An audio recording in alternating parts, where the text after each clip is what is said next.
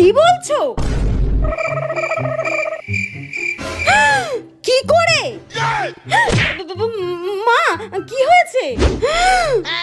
আরে মা বলো না কি হয়েছে? হে ভগবান, মা বলো না কি হয়েছে? মা ইস, ছি ছি ছি ছি, কি করে হতে পারে এটা?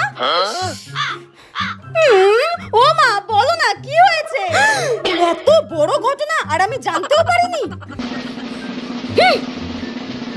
যেই শাড়িটা আমি তোর দিদাকে দিয়েছিলাম সেই শাড়িটা তোর মামি পরে গেছে বাপের বাড়িতে।